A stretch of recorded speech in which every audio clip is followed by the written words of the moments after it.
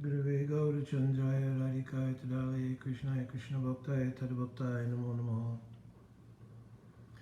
Panchakalpatrubhyascha Kripa Sindhuvevacha Patitanam Bhavanebhyo Vaishnavebhyo Namo Namaha Jaya Shri Krishna Chaitanya Prabhu Nityananda Shri Advaita Gadadhara Shivasari Gaur Bhaktavinda Hare Krishna Krishna Krishna Hare Hare Hare Rama Rama Rama Hare Hare. So before I start, I just wanted to offer my innumerable dandavats onto the lotus feet of my Guru Parapadma, Nitya Lila Pravishtam Vishnu Pada Paramahamsa, Asto Tarasata Sisima Chila Bhakti Vedanta Narayan Goswami Maharaj, and equally onto our entire Rupanuga Guru Varga. So, again, this is not a class. I think I mentioned the other day that for now, whenever I get questions to the inbox, I'm just going to try to answer them like this format. If I get approval from the person who wrote the question, it doesn't always happen like that, but if I do get that approval, then I would rather do it like this because it's just easier for me. And also, as I mentioned, it avails myself to being corrected about things so that people get the best information. And otherwise, it also helps other people who may have the same question or same category of question. So we're getting very close to Gaura Purnim, and my attention is more in that light. But somebody wrote a question, and they're from another country. I don't think that makes any difference. But the question is more on a practical level about, sort of entry-level understanding about the nature of sex life and Krishna consciousness. So I thought they gave approval to talk about it via answering, with this format. So, but let me read the question because I didn't have it in my mind here.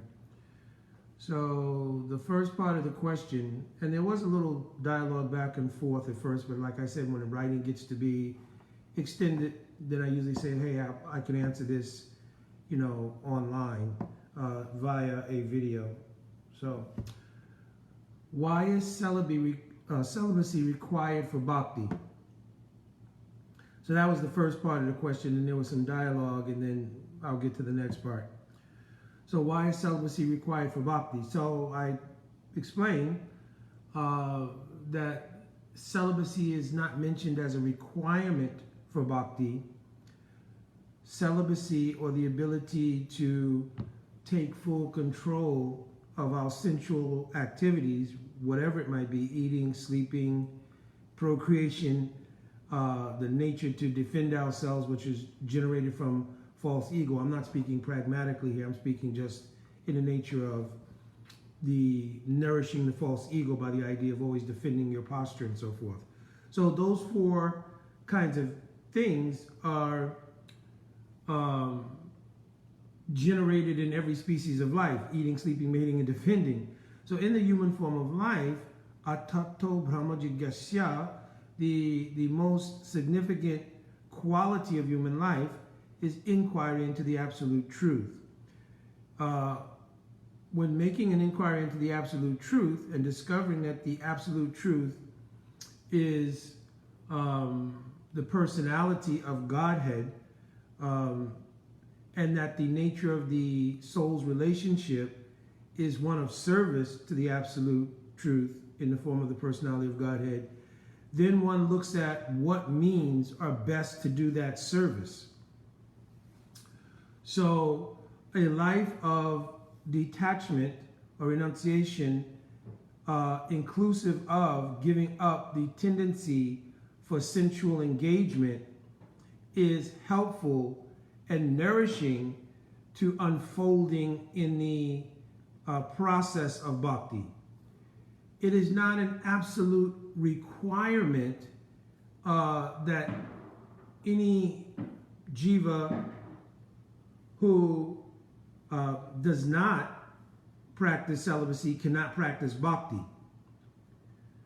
Still, if there is any desire for sensual engagement, there is a construct which an aspiring devotee has to take shelter of, and it is called the Grihastha Ashram.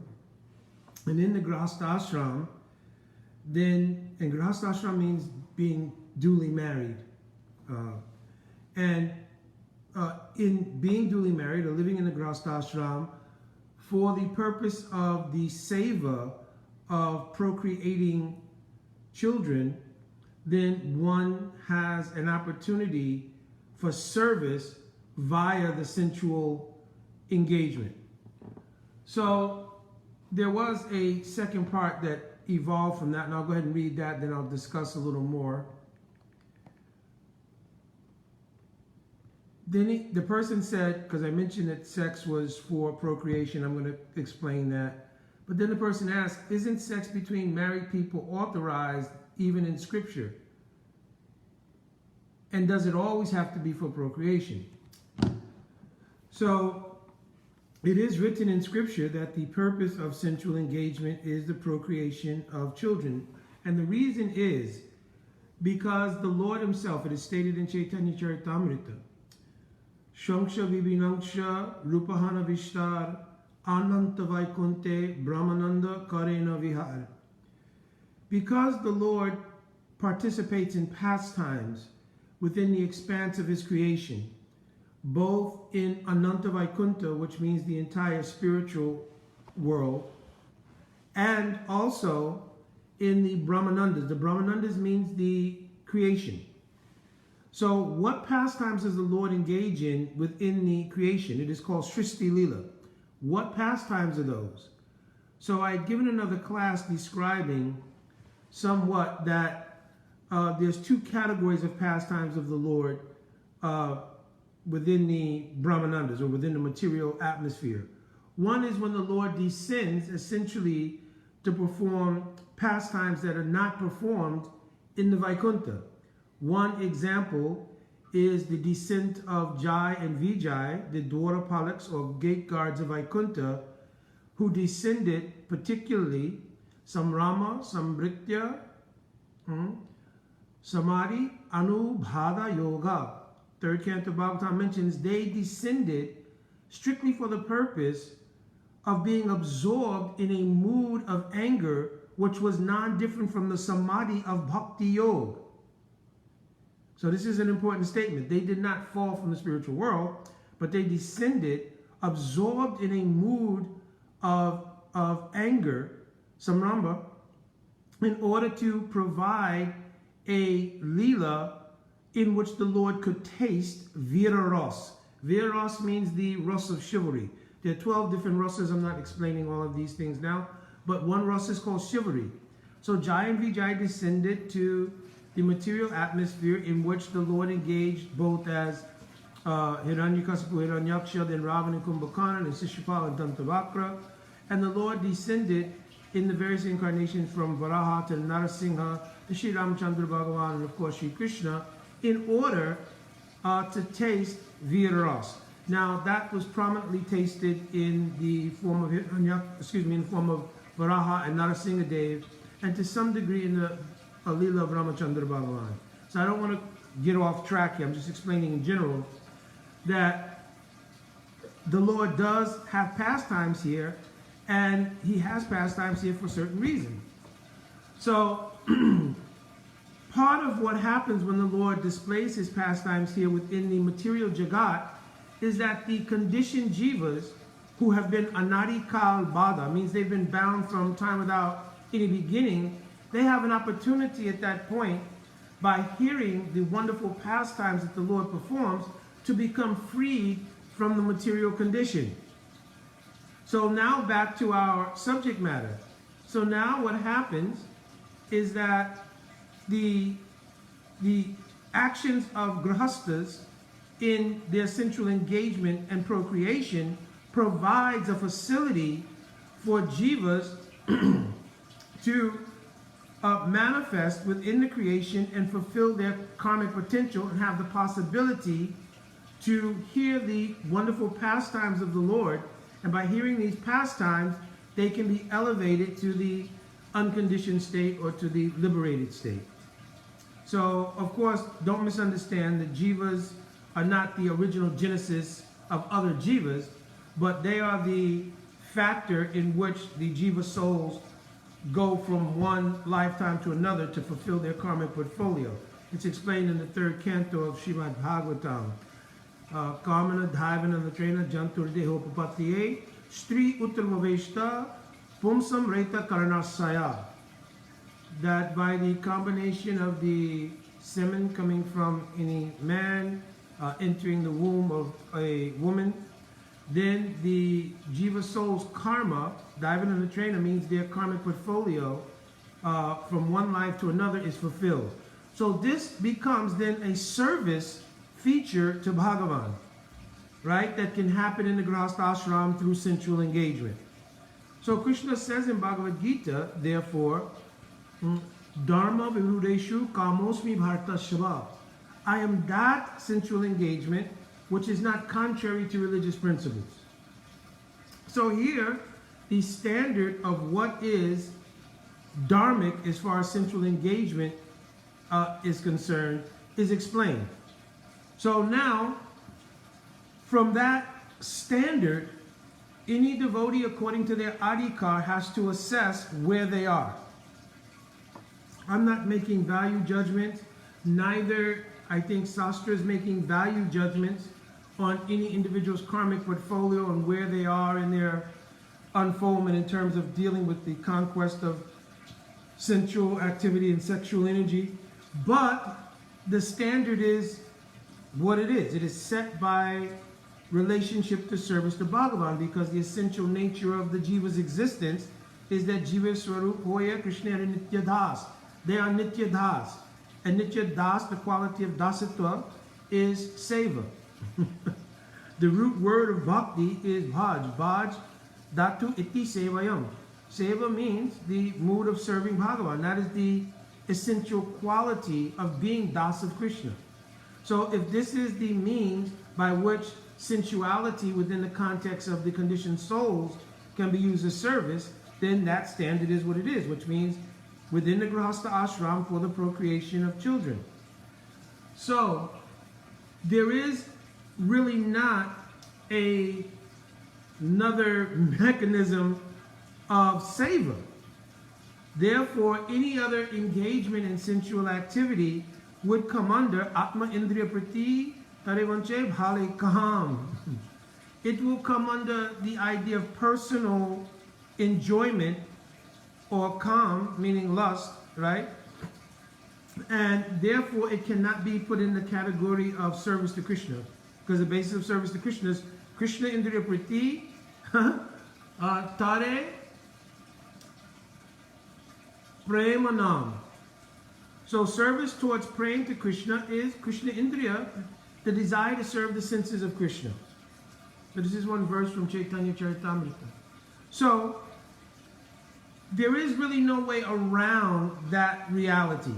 Now, pragmatically speaking, every jiva has their own karmic portfolio, previous impressions, their particular adhikar from one life to another in which they are trying to advance. So it may be that any devotee may be under sensual influence. In fact, the entire material world, that is pretty much what happens. Then according to your adhikar, you have to do your absolute best, male or female, to come to the standard in which your elevation can be obtained. You cannot maintain a platform of complete neglect or being void of the standard of how sensuality is used related to seva and expect to make advancement in bhakti. At the same time, for instance, in Madhurya Kandamini of Vishwanath Chakravarti Thakur, he acknowledges that there are levels in Anushtita Bhakti. Before Bhakti becomes Nishta, there are levels of Anushtita Bhakti. And in this Anushtita Bhakti, there are also various types of anarthas, or unwanted things. One of those unwanted things is the continual attachment to sensual enjoyment. So as we progress in bhakti, however, then gradually, that taste for sensual enjoyment would be replaced by a taste in the rasa coming from bhakti. Shri Krishna says the same in Bhagavad Gita. Raso Rajam Raso Piyasya Param Drisva Nivartate. By experiencing the Param Drisva, the taste of Bhakti Rasa, then the tendency for Jad Ras, meaning material life, inclusive of sensual engagement, will go away. Clearly also in the 10th canto, Srimad Bhagavatam, it is mentioned, Vikridam Rajavaru Biridam Chavishnu, Sharanvita Anusranu Varna Yadyaha, Rid Rogam Na, Bhakti Param Pratilabhya Kamam Rid Rog. So, in this verse it mentions Vikridam Rajavaru Biridam Chavishnu, especially hearing about the nature of the Lila Rasa of Sri Krishna in proper environment, under proper guidance, because Shradanvita Anusranu. So Shradanvita means those who have Paramartik Shraddha. It means the high class of faith, means realization, means bhav, or praying.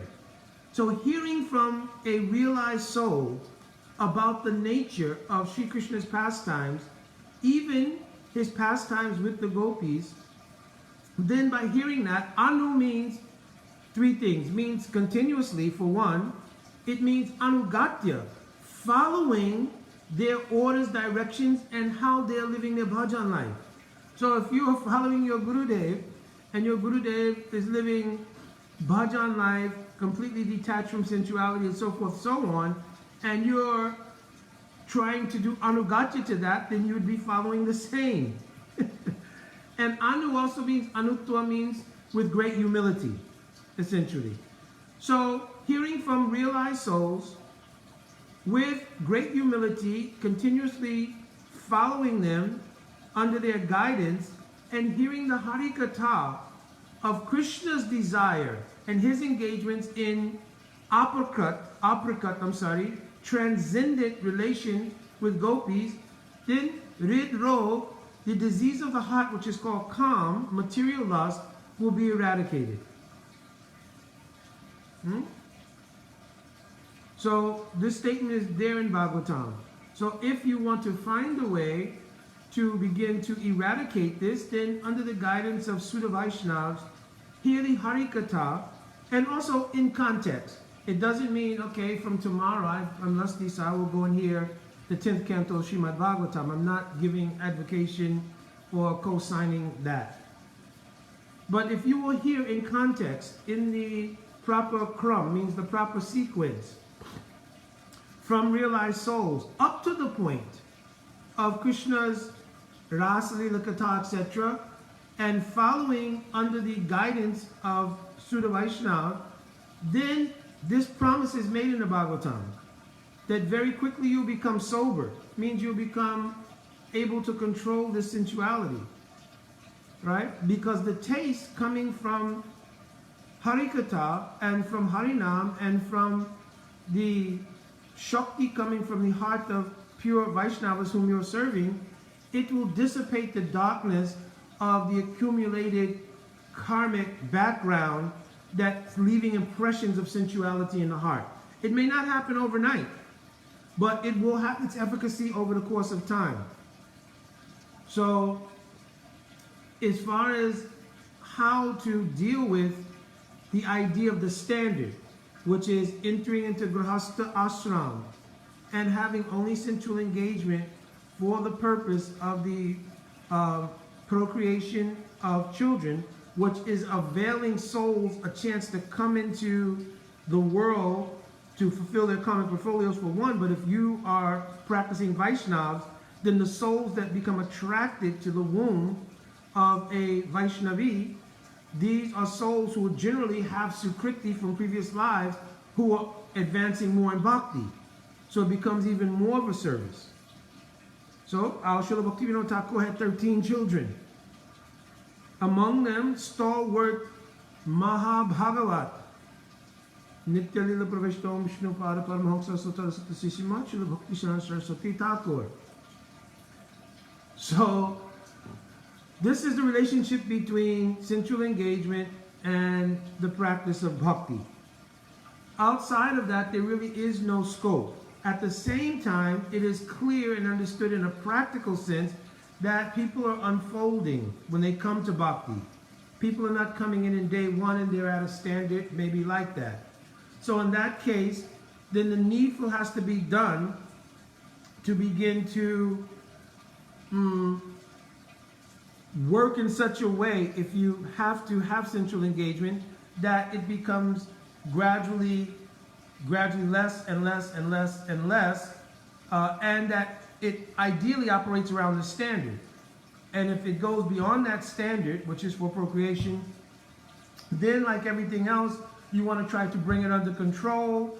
Gradually, by bringing it under control and by hearing Harikatha and practicing bhajan life, gradually a higher taste enters into the consciousness, and therefore, by comparison, a stronger desire to fulfill the purpose of obtaining Sudha Bhakti becomes prominent, and it becomes easier to control and eventually give up, if you're not wanting to have children, the desire for sensual engagement. I think I've already spoken a little long. There was another part of the question that he asked me. I'll go ahead and read it. My cousin is in the LGBT community. How does that work? So the idea that I just explained is a template, and you can put that template on any kind of sensuality, right? So one is that you have to think of the nature of what is service to Bhagavan within the Grihastha ashram and procreation of children. So if somebody is, by their karmic portfolio, involved in the LGBT community, then their sensual engagement can't really meet that standard of what Dhamma Vivrudeshu Kamoshmi Bhartasha, but what Krishna is saying in Bhagavad Gita regarding Grihastha life, the procreation of children, etc. Again, we cannot place value judgments on that, however, because every individual soul has their karmic portfolio, and they're coming to the practice of bhakti with that karmic portfolio. So therefore, no matter what your sensual attraction, arrangement, etc. is, the ultimate purpose of bhakti is realization of the Atma. And in realizing the Atma, to realize the dasatva, or nature of service of the Atma to Bhagavan. So the same things would apply. That if I cannot use my sensuality or sensual engagement in the service of Bhagavan, then that is something that would become pratikul. Pratikul means adverse to advancing in bhakti. So don't mistake this though. Even if you are part of a heterosexual arrangement in Grihastha ashram, the excessive engagement in sensual activity, not for the procreation of children, comes in the same category. If it's not used for service, it is pratikul to bhajan. And the very first part of doing bhakti is surrender, right? Saranagati. And Saranagati means anukulyasya sankalpa pratikulyasya vivarjanam. That I will accept what is favorable and give up what's unfavorable. So if sensual engagement that has no connection to service to Bhagavan is presented, we know it's pratikul. Now again, practically, you'll have to adjust according to the intensity of the impressions and so forth in your heart. And my always great advice is to find shelter of any high class of Vaishnav, because in their association, the ability to deal with your karmic portfolio, no matter how intense it is, becomes so much easier. Because being in their association and hearing the high-class Harikatha of Sudha Vaishnavas, seeing their example of bhajan life, being in their presence and the radiations coming from them of Swarup Shakti, right, means spiritual power, these things will all help to dissipate any kind of anarthas which are present in blockage from obtaining the goal of bhakti, which is bhav. We are performing sadhana, kriti sajja bhavet sajja, bhavasa sadhanabhira, nitya siddhasa bhavasha, prakritam nidhi sajjata. We're practicing sadhana bhakti to obtain bhav. And in bhav, then we'll practice to obtain prem. And even breaking that down further right now, for many of us, we're trying to practice to obtain nishta. We want to get over the stage of anartha nivritti and obtain nishta. Now, the stage of anartha nivritti is not a separate endeavor. It is a byproduct of bhajan life. If you're performing bhajan, considering you already have faith and you've accepted sadhu sangha, which means to know what a sadhu is, Jiva Goswami's explained, sadnoti sadayati cha krishna prema iti sadhu. Right? So if you first understand what a sadhu is, and then samyak rupen anugamana, then to do anugatya to that sadhu, this is called sadhu sangha. Right? In that sadhu sangha, to practice bhajan. By practicing bhajan, just like light dissipates darkness automatically, the light of sadhu sangha while practicing bhajan dissipates the darkness of anarthas. So you don't need a separate endeavor to do that. Then nishta will come. And then from the platform of nishta, ruchi will come, and then ashakti, etc., and then bhav, like this. So the point is, it does not matter where your sensual orientation is, right? If you have the template that sensual engagement, its only seva window, its only service window is in providing a portal for jivas to enter into the material arena to work out their karmic portfolios and to advance more in bhakti, then everything outside of that you'll have to gauge as being somewhat pratikul to bhajan life, right? And then you have to make the adjustments according to your adhikar, to try to practice accordingly. And I've just mentioned that the best way to expedite that practice is by taking shelter of the Association of High Class of Vaishnavas. So I'm hoping that this answered Prabhu's questions. His devotee was from another country, actually. I asked permission to discuss it via this means, and he said that was fine. And so I hope this was helpful to some degree. Again, we are very close to Gaura Puranim, so my mind is elsewhere, obviously, but still it is a seva, right? Because anytime we're doing anything in which we're able to bring some clarity regarding the process of bhakti, that is a seva to Shri Guru and our Guru Parampara, and hence it is a seva to Shri Bhagavan. So, Dandavat Pranam. Please forgive me if I've made any mistakes. That is for me. Anything I've said that is proper and correct, it is the kripa mercy of my Guru Parapadma. And if there's any devotees who want to make corrections, then that also is helpful in the comments.